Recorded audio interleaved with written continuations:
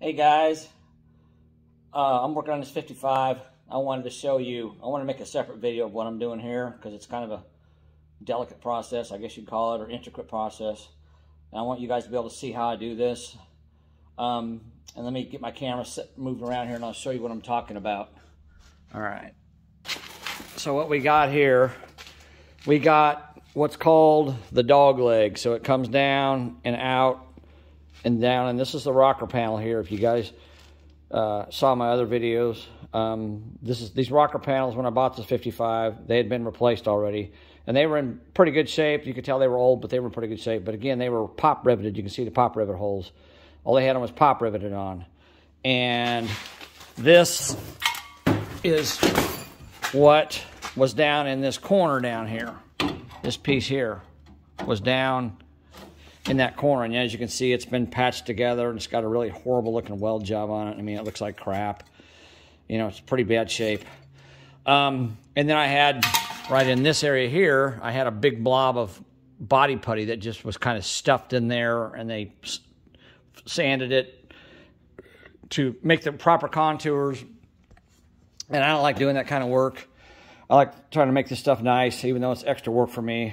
So I got these dog leg replacement pieces off of eBay. Let me get this so I can show it to you. There you go. So this is a new dog leg piece that fixes all this rusted out metal. The only problem with this dog leg is it's made for a 57. They don't make dog legs for 55s. So you have to, I read online, you have to modify these to work on a 55. And I was trying to figure out, okay, what kind of modifications do you have to make? Well, the first thing I did was, let me grab this.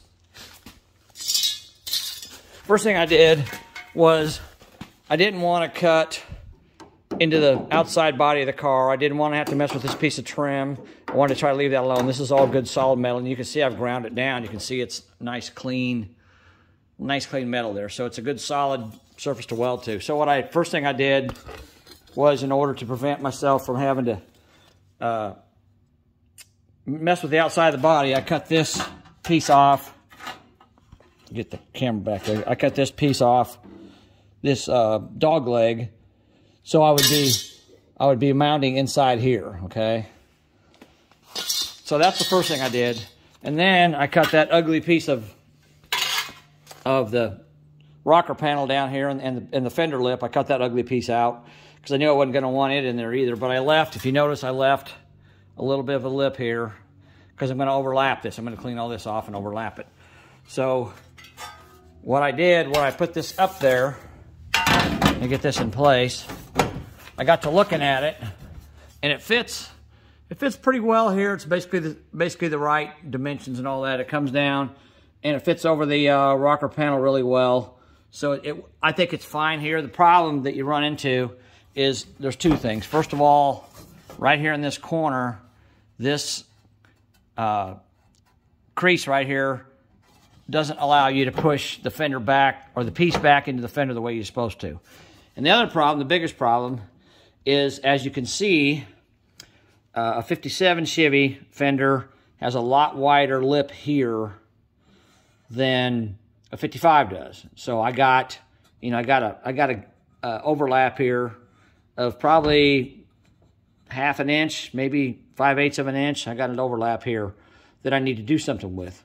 So what I'm going to do, first of all, I'm going to trim this edge down a little bit more to get a nice smooth edge on it. I'm going to trim it with my grinder. I cut all this with my plasma cutter, but you don't need a plasma cutter. You can do all this. There's a grinder right there with the cutoff wheel on it. I mean, that works just fine. The plasma cutter's a little neater, a little faster, a little less noisy. So I like that. But the plasma cutter, as you can see, it leaves you a pretty coarse, rough edge there. So I'm going to go back and cut that and make it smooth. But what I'm going to do here is I'm going to cut a slot right down on this edge here, on this corner. I'm going to cut a slot down far enough to get me to the edge of this piece underneath, so I can push this piece back into the fender where it belongs. And then I'm going to actually cut a notch. If I get this, I don't know if I get this thing to stay or not. Well, anyhow, it's kind of funny because you can almost see it. if you see this line right here that runs along this new piece, there's a line there for some reason, but I'm going to start up at the top, and I'm going to cut about down to this point. I'm going to cut a slot in this thing.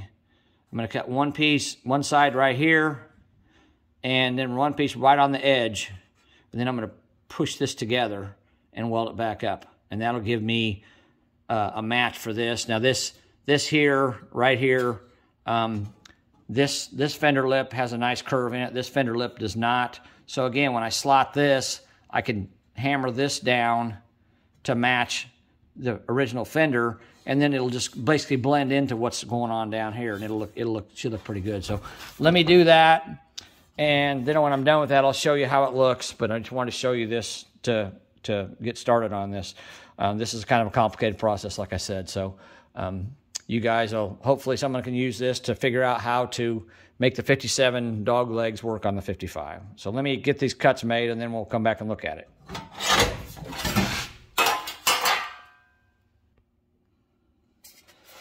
Okay, guys, so I got this cut, a nice clean cut on that, and you can see I made a little bit of a slot there, and I made quite a bit of a slot there. I cut out, you can see this is the piece I cut out. It's probably, I don't know, ½ an inch on this end, going down to a point. So I cut a chunk out of there, and I cut, get this thing where you can see it. I cut right along the top edge here, coming down this way, not that way. I didn't come horizontally, I came vertically. So I cut, that way I left the lip still on there.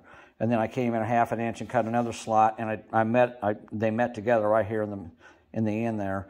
And then I just hammered this in with a hammer. So now when I put this up there, you can see that fits a lot better than it did. And what I'll do is I'll get some self-tapping screws, and I'll screw this up to the fender, and I'll screw this to the fender, and I'll screw this to the fender all the way up, and then I'll screw all this to the fender, the top here, and then that'll give me an idea where it needs to be as far as mounting it goes. And when I go to weld all this up, then I will I'll have everything screwed in place. So then I'll be able to just fill in these slots I've cut with weld, and weld it to the original body panel plus weld it to itself. So it'll be a pretty strong fix there. And then of course down here I got a overlap in the rocker arm or rocker panel, but that's fine, no big deal. So that's how that looks. That's how that's going to fit. Once I'm done, once I got all the floor pan cut out on the passenger side today, and I cut all the spot welds on the braces, as you can see. And so I've got the floor pan pretty much cut out the way I want it. I got to make a few more cuts, but I'm going to cut them with the grinder, not the plasma cutter, because I want them to be nice, straight, neat cuts. So I got all those out. Now my next thing I got to start working on, besides this, is cleaning up all the rust out of everything, and then I'm going to spray rust killer on it. And I want to do all that to all this. And actually, the stuff I have, you can spray it on brand new metal, and it protects it from rust too. So I'm going to clean everything up. I'm going to spray it with the rust killer stuff, let it sit, and then I'm going to put my floor brace. Well, actually, I got to put this dog leg in first, and then I'm going to reinforce my rocker panel on the inside, and then I'm going to put my braces, my replacement brace end pieces from the brace there out to the rocker panel. I've got two of those. I've got one there and one there. And then I've got up here, I've got another brace that comes across right there. It just sits on the frame. But then up front, I got another brace up there I got to put in. So I got 4 braces to put in this side too. So, but I want to clean all the rust off and treat it with rust killer first. So that's the next thing I'm going to do. When I get ready to install this and weld it into place, I'll continue this video and make a second part of this video so you guys can see how that works. But that's how it looks for now. That's what I did to make it fit. It's not really that big of a deal. So, you know, you guys can do that. It's pretty simple. All right, well, thanks for watching.